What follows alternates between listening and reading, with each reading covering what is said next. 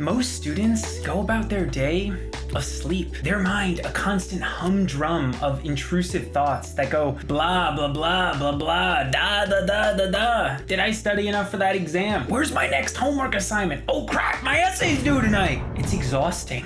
Anthony Metivier, the author of The Victorious Mind, felt the same way until he learned to calm the storm inside his head. Using a combination of meditation, breathing, journaling, and memory techniques he discusses in the book, he transitioned from a chronically depressed PhD student to someone with a boundless, radiant joy for life. In this video, I will teach you how to make the same transformation Anthony did by giving a book summary of The Victorious Mind. I'm gonna go chapter by chapter, but skip over the ones I find less insightful. By the end of this video, you have all the tools you need to cultivate your victorious mind and memorize anything quickly. We're going to learn in order how meditation, breathing, journaling, and memory techniques change your brain, how to meditate, how to breathe. That's right, most people aren't doing so correctly. How to eat, exercise, and sleep to cultivate a victorious mind. And then finally, how to use one of the most powerful memory techniques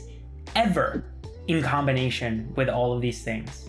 Let's get into it. Part 1, In the Eye of the Storm. First chapter, Beyond the Buddha Smile to Bliss. So why does this combination of 4 things work? Using these techniques changes the structure of the brain. It moves your usual way of being in the brain from the default mode network, the part of the brain responsible for thoughts about the past and future, to the task positive network, the part responsible for thinking about the present. We open ourselves up to experiencing a perpetual present, free from intrusive thoughts. We allow ourselves to feel what Anthony Metivier calls the Buddha smile, a radiant, blissful energy in the forehead behind which the task positive network resides in the brain. But it doesn't just benefit us. When we memorize information that enhances ourselves, we improve our ability to enhance everyone else at college, or even the entire population. We become magnetic, attracting information that matters and repelling information that doesn't. We become guiding lights for other people to cultivate their own victorious minds. You might be thinking, that sounds more woo-woo than Donkey Kong going down a slipping slide with Mario. I promise you, it is not. I was skeptical at first too, but after applying the methods he talks about in the book, I have noticed the storm raging in my head temper as well. I used to be doing too many things alongside school. Here's a short list of everything I was doing this last semester. Taking 4 classes and TAing for 1, interviewing to become a research assistant, maintaining a weekly newsletter, YouTube channel, bi-weekly blog, and 2 podcasts, creating a digital course with fellow YouTuber John Maverick, helping Obsidian students build a knowledge base that scales across semesters, participating in the Cornell Speech and Debate Club, the Skits Comedy Club, the Board Game Club, and the Outing Club, maintaining a healthy social network, seeing friends every day, and continuing to call my parents and brother, growing my relationship with my girlfriend, developing a stand-up comedy bit with my brother, continue to explore curiosities and random books for fun. I could ride the wave of inspiration by doing all these things at the beginning of the semester, but once the inspiration wave started to temper, I began to feel low thrumming anxiety throughout my day. I was doing too much. So I hampered down the amount I was doing, and I came across the victorious mind. By applying the concepts in the book, I achieved a clarity of mind I have never had. I'm cultivating a victorious mind, and you can too. Let's talk about how. Part 2, Become the Storm. Part 2 of the book is about how to temper the mind to open you up for the memory techniques introduced later. One of the chapters is how rules help eliminate the tyranny of free will. This chapter is all about freeing yourself from the need to feel in control. If we want to understand how meditation, breathing, journaling, personalized health, and memory techniques can help us temper the storm in our mind, we must first understand what creates the storm in the first place. A massive creator of useless negative feelings and thoughts is the need to feel in control of our lives, needing to control our grades on an assignment, our friends at college, or the campus vending machines. Every single time I use the one in my dorm, it just breaks. But I feel the need to control it, which is annoying. I could have a master key to unlock all the machines and dispense snacks to my heart's desire. And then I could create a vending machine empire, strategically placing machines in all the prime locations on campus and becoming the go-to source for late night munchies. Sorry, I got a little off track. Anthony argues this need for control comes from the belief that we have free will. Anthony argues, however, that free will is an illusion because everything we think we have control over is simply neurochemicals interacting in the brain to make us act. Accepting our lack of free will isn't dreary, but rather freeing. One of my personal philosophies, the ancient Greek Stoics, can show why. The core fundamental tenet of Stoicism is that you should live your life through the dichotomy of control. It states there are only two things fully in our control: our reactions to our thoughts and our actions. Everything else is outside of it. This realization allows you to avoid the incredible psychological anguish that comes from resisting the present, resisting what you can't control.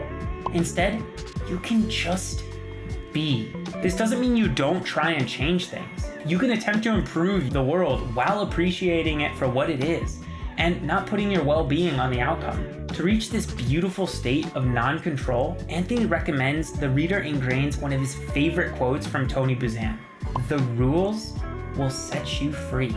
By rules, he means values you live by, the habit stacks you create for yourself, and the routines you follow. Instilling your own rules like these and following them isn't constraining, but rather freeing. It allows you to fully immerse yourself in the present moment, knowing you're acting as you know you should be. When you desperately try to be in control of things without rules, you submit yourself to a storm of intrusive thoughts and suffer as a result. But when you surrender to the logic of putting structure around events and sticking with it, many great things happen as a result. For example, most of my days are relatively the same. I wake up, exercise, write for 90 minutes, go to class, eat lunch, read, write, and take long walks, potentially socialize, get dinner, and read, journal, read some more, and go to bed. Of course, I differentiate from this routine often, but the rules surrounding it aren't constraining. They're freeing. They allow me to focus on the present moment, knowing the activities I'm doing help me work towards my purpose day in and day out. Now that we know how the need to be in control causes the storm in our mind, we can discuss how we can begin to temper it. Chapter 2 is about mindfulness, meditation, and memory improvement. This chapter asks, why are meditation and memory so interlinked?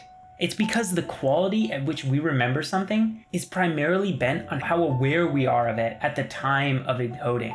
One of the parts of meditation is becoming more aware of the present. So practicing meditation cultivates better memory by making us more aware of what it is we're doing. Ultimately, the thesis of the book is quite simple. Achieving a victorious mind comes with practicing meditation, breathing, journaling, personalizing health, and starting a memorization practice. But just because it's simple does not mean it's easy. Nowadays, awareness is at its lowest point ever, especially for my generation. Our digital devices, social media, and the news constantly distract us. So it's no wonder my generation is the most anxious and depressed out of any previous one ever. That's where meditation comes in. Starting a meditation practice is really simple. For a defined period per day, you make the intention to focus your attention on something. That's it. I like to meditate for 10 minutes before I exercise in the morning. For those getting started, I recommend using Headspace's Introduction to Meditation program. However, the ultimate goal is to meditate on your own.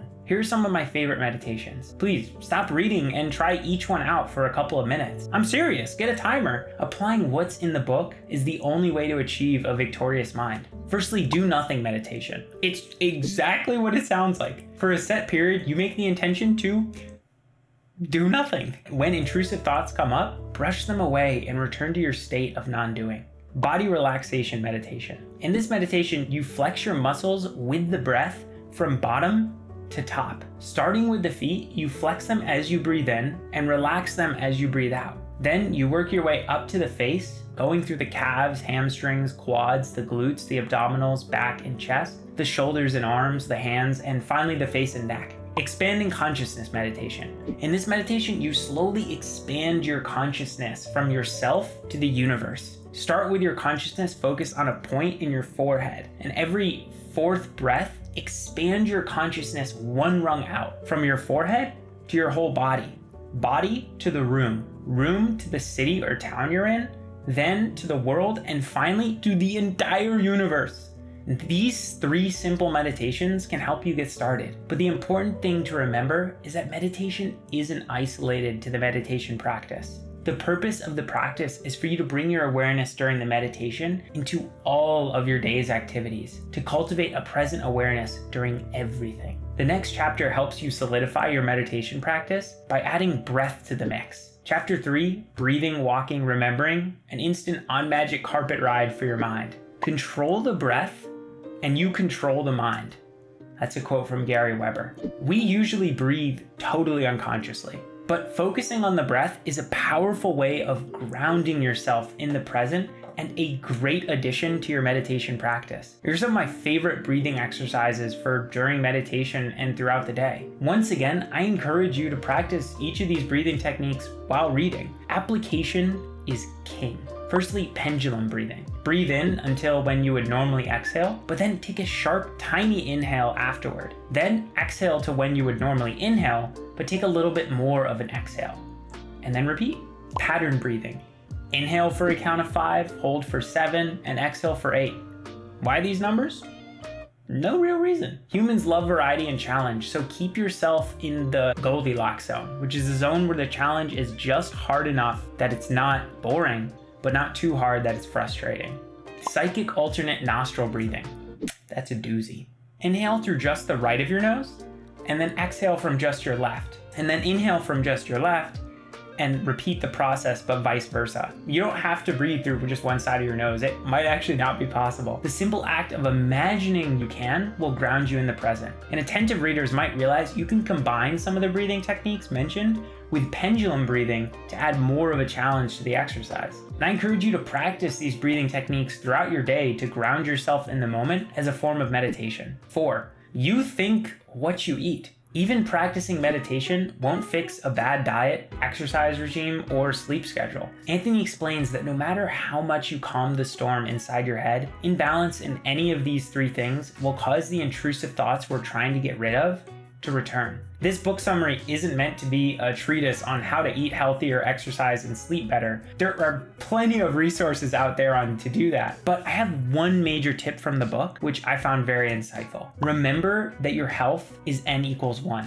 There is no one else with the same body, genetics, and experiences as you. Therefore, the food, exercise regime, and sleep schedule that works for someone else might not work for you. And that's why the best way to cultivate these 3 things isn't to blindly copy and paste someone else's regime exactly, but to experiment. That's right, you get to be your very own Albert Einstein. Start a food, exercise, and sleep journal. Write about how you feel after eating a meal, doing certain forms of exercise, and sleeping at certain times. Over time, you'll begin to understand how specific things affect you. Then you can create your own N=1 lifestyle. You need this triad health foundation to cultivate a victorious mind. Chapter 7, Meditative Journaling. Navigate your way to calmer seas. For a long time, I thought of journaling as simply showing gratefulness. This was in large part due to the degree of mindless self-help content online that all said the same thing. Write what you're grateful for in the morning. But Anthony shows it's so much more than that. Here are the couple of the main things I learned about journaling. Firstly, it is a meditative practice. Journaling helps you navigate your way to calmer seas by allowing you to think through and process events. Admittingly, the gratitude journaling mentioned by so many self-help gurus is encompassed in this and can be profoundly happiness-boosting activity. In fact, people who journal feel time slow down. When you process events and ask how they affected you, you see and use your time differently. Time stops flowing by, but rather through you. Secondly, journaling allows you to do what I call lifestyle design. Lifestyle design is the art of crafting the best possible life for you. It requires you to learn about yourself and use this information to create the best consistent average day. Journaling is one of the best ways to learn more about yourself because you can process how events affected you over the long term. You can come at your life like a scientist, asking what events, people, activities, how they made you feel, and then shifting the course with that in mind. You can reflect on what values you exuded inside of your activities throughout the day and come up with more ideas for how you can continue to show those later on. You can look at the idols that you have in your life, ask what values they have, and then see if you can exemplify them yourself. By doing this weekly, monthly, quarterly, and yearly reviews, I make sure that I'm living true to myself. And if you want to check out how to do this yourself, you should look at my video, Creating My Best Average Day with Obsidian Periodic Notes. Part 3, Calm the Storm. This part focuses on how you can enhance your memory with memory techniques. The reason Anthony started the book talking about meditation, breathing, personalizing health, and journaling before getting into the memory techniques is because you need to have a calm mind before trying to memorize information, which is really funny because most of us try and memorize information or learn for school before we have a calm mind. Why are memory techniques the ultimate last step? Because at the end of the day, cultivating a victorious mind involves learning to live more mindfully in the present. And as we'll see, combining memory techniques with meditation, breathing, and journaling is the key to staying in the present. This is because the memory techniques take tremendous focus and present awareness to be used to their full potential. And the best part, they're really fun to use. But staying present more often isn't the only benefit. Fostering a greater memory can help you study more effectively in less time, learn more effectively by establishing a knowledge foundation of a topic, increase creativity, slow time down, memorize vocabulary for a language, memorize sentences, memorize speech topics for giving a speech, memorize concepts and entire books. Side tangent, I am still astounded how there aren't required classes in high school or college about cultivating a victorious mind or the memory techniques that we're going to explore next. Instead, students are expected to memorize, understand, and apply vast amounts of information without a calm mind or these ancient memory techniques. Let's change that. The main memory technique Anthony discusses is the creation of a memory palace, which I've written an ultimate guide for that you can check out up above. So if you want to learn more about the second half of the book as it pertains to memory, check out that article. Part 4, No More Storms? Chapter 16, The Victorious Mind. Implement the ideas talked about in this video, meditation, breathing, personalizing health, journaling, and using the memory techniques, and you will achieve a profound transformation. You will create a victorious mind. You'll start to feel a reduction in the useless thoughts that constantly storm your mind. You'll still have planning thoughts, like when you're creating encodings for knowledge, but endless anxious ruminations will no longer